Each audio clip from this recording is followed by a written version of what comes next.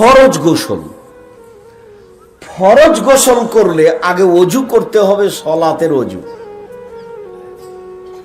অজুর আগে আবার হাতটাকে মাটিতে মাজতে হবে, দিয়ে হাতটা ধুইতে হবে, তারপরে অজু করতে হবে, সলাতের নামাজের মতো করে অজু, তারপরে গায়ে পানি ঢালতে হবে।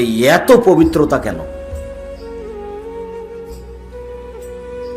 অজু করার আগে দাঁত পরিষ্কার করতে হবে কেন? বলছেন আল্লাহ নবী যে 5 ওয়াক্ত আমি ফরজ করে দিতাম, কিন্তু পারবে না, এই জন্য করিনি।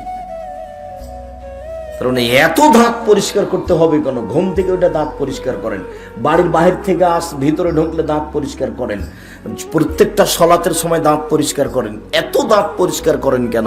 মানে জীবাণুর ব্যাপার দাঁতের সাথে আছে। একজন মহিলা ঋতুবতী হয়েছে, তাকে অজু করে গোসল করতে হবে, এত কেন? লোকটা মারা গেছে, আমি গোসল দিলাম, আমাকে গোসল করতে হবে কেন? আমি গোসল দিয়ে সেজন্য আমাকে গোসল করতে হবে? অবাক কথা। একটা লোক মারা গেছে, তাকে 3 বার 5 বার 7 বার গোসল দিতে হবে, আবার বলছেন যে একবার তোমরা ওতে করে দাও, গোলাপ জল দিয়ে দাও। এই পানিকে বড়ের পাতা দিয়ে গরম করো, গরম করে ভালো করে গোসল দাও, 3 বার 5 বার 7 বার গোসল দাও, আর একবার এই গোলাপ জল ঢেলে দিবা, দিয়ে ওকে পরিষ্কার করবা। এত পরিষ্কার করতে হবে কেন? আমি ওকে গোসল দিয়েছি, আমার কি হলো যে আমাকে গোসল করতে হবে? ইসলামের পবিত্রতা ব্যতিক্রম। দীর্ঘ লকডাউনের পর থেকে আমরা এই বিষয়ে লম্বা আলোচনা করে আসছি। জুমার খুতবা বাইতুল হাম জামে মসজিদ, সমস্ত দিনী ভাই বোনকে, পৃথিবীর বাঙালিকে আমরা বিষয়গুলি দেখার জন্য অনুরোধ জানাচ্ছি। সম্মানিত দিনী ভাই বোন, বলছিলাম যে তাহলে হাত ভালো করে ধুইতে হবে, মানে জীবাণুর ব্যাপার আছে, পবিত্রতা। আচ্ছা, পেশাব করলাম তো আমি পানি খরচ করলাম, তো আমার হাতে তো পেশাব লেগে নেই। পায়খানা করলাম, আমি পানি খরচ করলাম, তো আমি ভালো করে হাত ধুয়ে নিয়েছি, তা আমার হাতে পায়খানা লেগে নেই, আমি নাকের কাছে দিলেও আমি গন্ধ পাচ্ছি না, এরপরে হাতটা মাটিতে মাজতে হবে কেন? পৃথিবীতে পবিত্রতা অবলম্বন করার ব্যাপারে মুহাম্মদ সাল্লাল্লাহু আলাইহি সাল্লামের চেয়ে সতর্ক সাবধান মানুষ আর কেউ আছে? এই কথা বললে ওর জ্ঞানের ভুল। পেশাব করলে পানি খরচ করে হাত মাজতে হয়, পায়খানা করলে পানি খরচ করে পবিত্র অর্থ অর্জন করে হাত মাজতে হয়, বাড়িতে সুন্দর করে গোসল করে ওযু করে 2 রাকাত সালাত আদায় করে কাজে বের হবে, একবার পরিষ্কার হয়ে দাঁত পরিষ্কার করবেন। পেশাব করতে গিয়ে মাটি দিয়ে পবিত্রতা অর্জন করবেন। আরে পবিত্রতা অর্জন করার সময় ডান হাত লাগাতে পাবো না। রাসূল সাল্লাল্লাহু আলাইহি ওয়াসাল্লাম, আয়েশা রাদিয়াল্লাহু তাআলা আনহা বলেন, ইয়াদুল ইয়ুমনা লিতামিহি ওয়া তাহুরিহি। রাসূল সাল্লাল্লাহু আলাইহি ওয়াসাল্লামের ডান হাতটা ছিল খাদ্যের জন্য এবং পবিত্রতা অর্জনের জন্য, ভালোর জন্য। ইয়াদুল ইসরা, আর বাম হাতখানা ছিল লেকাদাইহি, পেশাব পায়খানা থেকে পবিত্রতা অর্জনের জন্য আর খারাপ কিছুর জন্য। এই জন্য বাম হাতে চা খেতে হবে না, বাম হাতে পানি ধরতে হবে না, বাম হাতে খাদ্য খেতে হবে না। রাসূল সাল্লাল্লাহু আলাইহি ওয়াসাল্লাম বলছে, এই শোনো, লা ইয়াকুলান্না আহাদুকুম বিশিমালি ওয়া লা ইয়াশরাবান্না বিহা ফাইন্না শাইতান ইয়াকুলু বিহি ওয়া ইয়াশরাবু বিহা। অবশ্যই তোমাদেরকে যেন বাম হাতে না খায়, বাম হাতে পান না করে, কেননা শয়তান বাম হাতে খায়, শয়তান বাম হাতে পান করে। বাম হাত হচ্ছে পেশাব পায়খানার জন্য, বাম হাত হচ্ছে অপবিত্রতার জন্য, খারাপের জন্য, আর ডান হাত হচ্ছে ভালোর জন্য। আপনাকে আমি একটা জিনিস বুঝাই যে আল্লাহর নবী ঘুম থেকে উঠে এই হাতটা সরাসরি পানিতে ডুবাতে নিষেধ করলেন কেন? বললেন যে, এই শোনো, আগে হাতটা ধুয়ে নাও ভালো করে, তারপরে পানিতে ডুবাও, দিয়ে অজু করলে আগে কবজি পর্যন্ত ধাও 3 বার ভালো করে। তো একটু পরে কিন্তু আমরা কোনই পর্যন্ত ধৌত করব, একটু পরে করব না? আচ্ছা, তখন কবজি ধোয়া পড়বে না? তো তাহলে আগের কাজটা কি আল্লাহ রাসূল বৃথা করতে বললেন? এমন তো কাজ মুহাম্মদ সাল্লাল্লাহু আলাইহি সাল্লামের হয় না। তাহলে কেমন হয়ে গেল? তাহলে কবজি পর্যন্ত ধোয়া কাজটি বেকার ফালতু হয়ে গেল?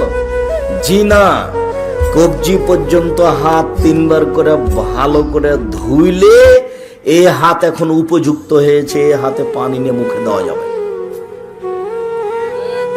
কেননা হাত পরিষ্কার না হলে এই হাতে পানি নিয়ে মুখে দিলে জীবাণু ভিতরে যাবে।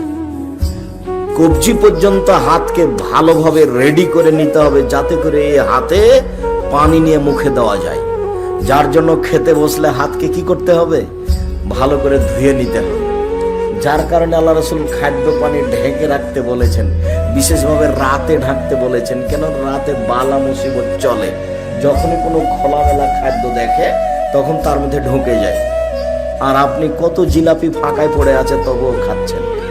সম্মানিত দিনী ভাই বোন, রাসূল সাল্লাল্লাহু আলাইহি ওয়াসাল্লাম আমাদেরকে সালাত আদায় করার জন্য আদেশ করেছেন। সালাত এমন একটি ইবাদত যার উপরে নির্ভর করে অন্যান্য ইবাদত। সালাত এমন একটি ইবাদত, নামাজ এমন একটি ইবাদত যার উপরে নির্ভর করে অন্যান্য ইবাদত। ইবাদতের জগতে সবচেয়ে দামি ইবাদত হচ্ছে সিয়াম, রোজা। এরপরেও যদি মানুষ সালাত আদায় না করে তাহলে রোজার নেকি বাতিল হবে।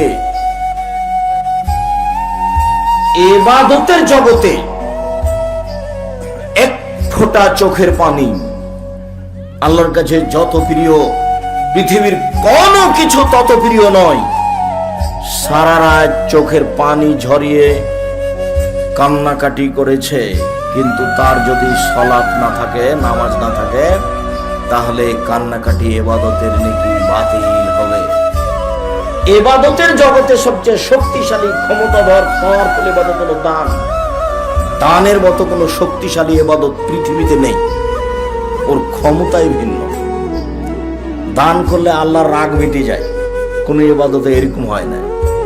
দান করলে কবরের শাস্তি বন্ধ হয়ে যায়, কোনো ইবাদত এই কাজ করতে পারবে না। বিচার মাঠে দান আপনার ছায়া তলে আপনাকে ছায়া করে থাকবে যতক্ষণ পর্যন্ত আপনার বিচার না হবে। কোনো ইবাদত এরকম ভাবে আসতে পারবে না দান ছাড়া। মরে যাওয়ার পরে দান আপনার কাজ করতে পারে। দান খুব শক্তিশালী ইবাদত। অনেক দান করেছেন কিন্তু নামাজ পড়েননি, তখন এই দানের নেকি থাকবে না। নামাজ, সালাত এমন একটি ইবাদত যার উপরে নির্ভর করে অন্যান্য ইবাদত। সালাত এমন একটি ইবাদত যার উপরে নির্ভর করে অন্যান্য ইবাদত। রাসূল সাল্লাল্লাহু আলাইহি ওয়াসাল্লাম বলেন, আউয়ালু মা ইউহাসাবু বিল আবদি ইয়াউমাল কিয়ামাহ সালাহ। বিচারের মাঠে মানুষের প্রথম যে জিনিসের বিচার হবে তা হলো সালাত। ফাইন সালাত সালাহু সাইরু আমালিহি। যদি সালাত টিকে যায় সব আমল টিকে যাবে। আইন ফাসাদাত ফাসাদালাহু সাইরু আমালিহি। আর যদি সালাত না থাকে, সালাত বাতিল হয়, তাহলে সমস্ত ইবাদত বাতিল বলে গণ্য হবে। আনাস রাদিয়াল্লাহু তাআলা আনহু বলেন, রাসূল সাল্লাল্লাহু আলাইহি সাল্লাম বলেছেন, আস-সালাতু সালাসাতু আসলাসিন। সালাত 3 ভাগে বিভক্ত। আত-তাহুরু সালাসুন, ওযু হলো 3 ভাগের 1 ভাগ। আর রুকু সালাসুন, রুকু হলো 3 ভাগের 1 ভাগ। আর সুজুদু সালাসুন, সিজদা হলো 3 ভাগের 1 ভাগ। ফামানাদ্দাহা বিহাক্কিহা কুবিলাত মিনহু সালাতুহু কুবিলাত সাইরু আমালিহি। যদি সে ঠিক ঠিক সালাত আদায় করে তার সমস্ত ইবাদত কবুল করা হবে, সালাত কবুল করা হবে। আর ওয়াইন রুদ্দাত আলাইহি সালাতুহু, যদি সালাত তার উপরে প্রত্যাখ্যান করা হয়, সালাত যদি কবুল না হয়, তাহলে আর যত ইবাদত আছে সব তার উপরে ছুঁড়ে মারা হবে। আর কোনো ইবাদত সে দেখতে পাবে না। দানের ইবাদত পাবে না, হজের ইবাদত পাবে না, সিয়াম পালন রোজা থাকার ইবাদত পাবে না। সালাত এমন একটি ইবাদত যার উপরে নির্ভর করে অন্যান্য ইবাদত। পৃথিবীতে বিরল ব্যতিক্রম ইবাদত হলো সালাত, যার ব্যাপারে মানুষের কোনো আপোষের কোনো সুযোগ নেই। সালাত আদায় করতেই হবে যে কোনো মূল্যে। বাপ মা বলবে এরপরে পড়বো, এই কথা নয়। মানুষের জীবনে সবচেয়ে যেটা গুরুত্বপূর্ণ, মানুষের জীবনে যেটা সবচেয়ে জরুরি, মানুষের জীবনে এর চেয়ে আর কোনো জরুরি কাজ নাই, সেই কাজটা হলো সালাত। অন্তত ফরজ। জীবনে একটা কাজ থেকে কোনদিন পিছিয়ে থাকবেন না, সেটা হলো সালাত। সম্মানিত